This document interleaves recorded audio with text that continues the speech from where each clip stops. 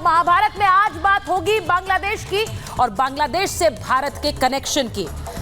लोकतंत्र बचाना था या फिर शेख हसीना को हटाना था? जो सरकार जनवरी में चुनकर आई उसके खिलाफ इतना आक्रोश कैसे अचानक? क्या इस सब के पीछे विदेशी हाथ था? वो विदेशी हाथ जिससे मदद तो भारत में बैठे लोग भी मांग रहे हैं। गाड़ियां फूंक देना, इमारतें जला देना, हिंदुओं पर अत्याचार करना, क्या लोकतंत्र बचाना है? लोकतंत्र बचाने के नाम पर यह पूरा आक्रोश और यह प्रदर्शन हुआ जो इतना उग्र हो गया कि इसके बाद यह सवाल पूछना लाजमी हो गया है कि क्या यह लोकतंत्र बचाने के लिए था? क्या यह एक स्टूडेंट प्रोटेस्ट था? सबसे पहले आपको एक तस्वीर दिखाती हूं और उस तस्वीर में देखिए बांग्लादेश की संसद के बाहर कैसे उपद्रवियों ने कब्जा किया। यह तस्वीर देख लीजिए, बांग्लादेश की संसद के पास कैसे प्रदर्शनकारियों ने आगजनी की। ये लोकतंत्र बचाने की तस्वीरें हैं। ये तस्वीरें आई, पूरा जो आप दूर तक देख सकते हैं वहां लोगों का जमावड़ा, लोग बांग्लादेश की संसद के बाहर कैसे इकट्ठा हो गए। ये सब लोकतंत्र बचाने के नाम पर था। यहां तक तो ठीक था, लेकिन जब यही लोग संसद के अंदर पहुंचे, जरा तस्वीर दिखाई, लोकतंत्र के मंदिर में यानी संसद के अंदर पहुंचे तो इन लोगों ने वहां तोड़फोड़ मचाने शुरू कर दी। ये तोड़फोड़ लोकतंत्र बचाने के नाम पर बांग्लादेश में हुई। अब ये देख लीजिए, संसद के अंदर ये तस्वीरें आई हैं। अब सवाल ये है जो मैंने शुरुआत में पूछा कि यहां लोकतंत्र बचाना था या शेख हसीना को हटाना था, क्योंकि तोड़फोड़ करके ये उपद्रवी क्या संदेश दे रहे थे। अब आपको बताती हूं, जब पीएम हाउस में गए थे तो वहां पर भी लोकतंत्र बचा रहे थे। किस तरह बचा रहे थे? जो मिला वो लेकर चल दिए, कुर्सियां ले गए, सोफा ले गए, वहां लगे पंखे उखाड़ दिए। ये सब लोकतंत्र बचा रहे थे क्या? सवाल बहुत महत्वपूर्ण है क्योंकि इसका सीधा भारत से कनेक्शन है। मैं उस पर आऊं उससे पहले ये तस्वीरें जरा देख लीजिए। जो कुछ हाथ लगा, चाहे वो कपड़े थे, कुर्सियां, पंखे, सब उठाकर ले गए। वहां लगे लैंप्स, कुछ नहीं छोड़ा। ये सब कुछ लोकतंत्र बचाने के नाम पर, सेफ डेमोक्रेसी के नाम पर। और इसीलिए आज महाभारत में पूछ रही हूं कि बांग्लादेश में हाहाकार, भारत में कितने मीर जाफर तैयार? जब बांग्लादेश में आग लगी है तो कुछ लोग देश में बैठकर आग लगा रहे हैं।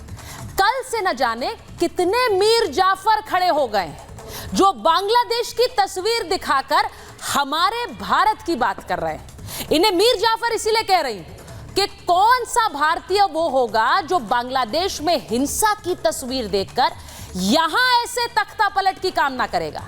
लेकिन है ऐसे लोग। एक ने लिखा है, सोशल मीडिया की बात कर रहे हो, एक ने लिखा है कि तानाशाही जहां होगी वहां पर यही हश्र होगा।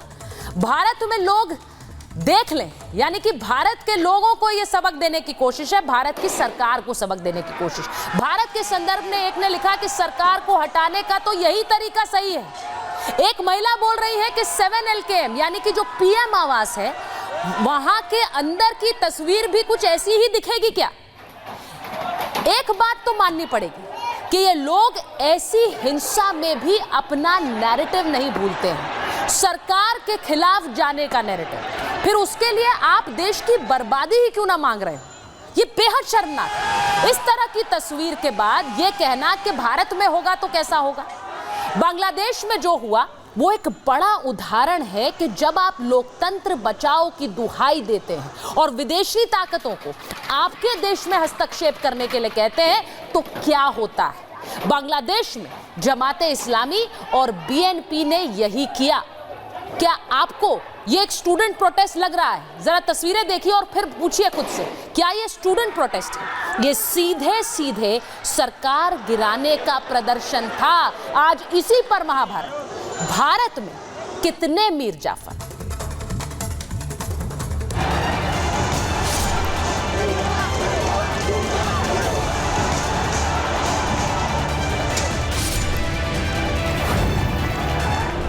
जलता बांग्लादेश और राजनीतिक संकट हिंदुस्तान को सावधान कर रहा है, क्योंकि भारत के आसपास अब चीन परस्तों का घेरा है। बांग्लादेश की नई सरकार भी प्रो चाइना हो सकती है।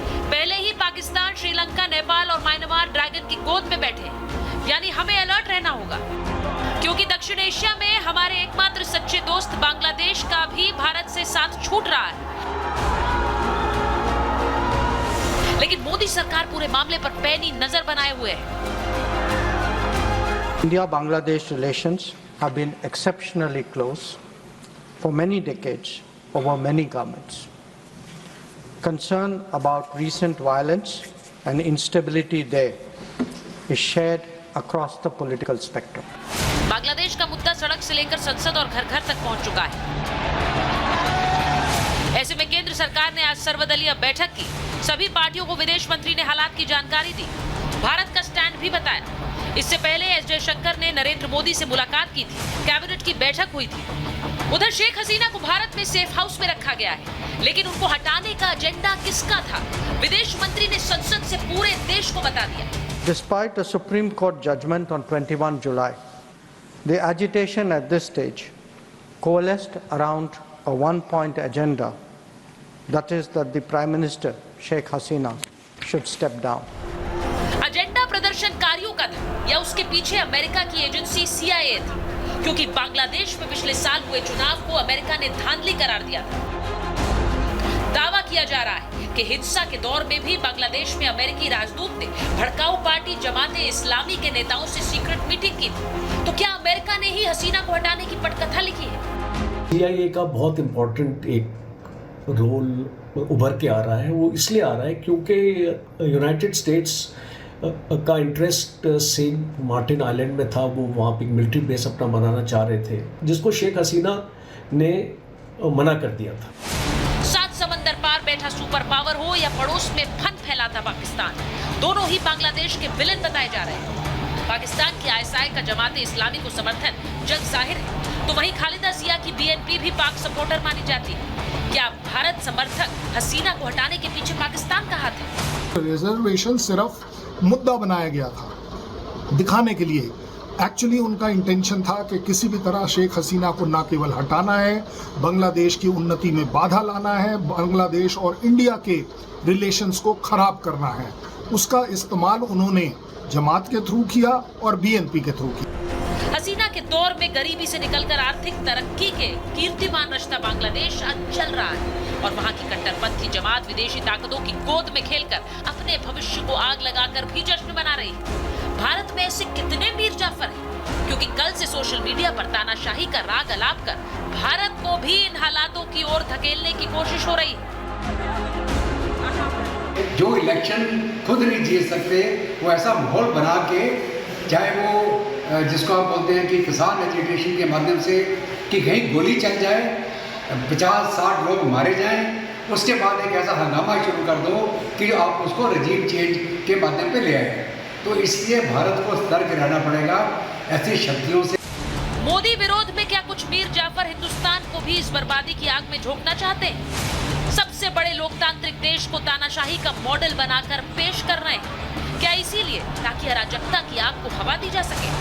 मोदी का हसीना जैसा हश्र करने के ख्वाब देखने वाले आखिर देश में कितने मीर जाफर?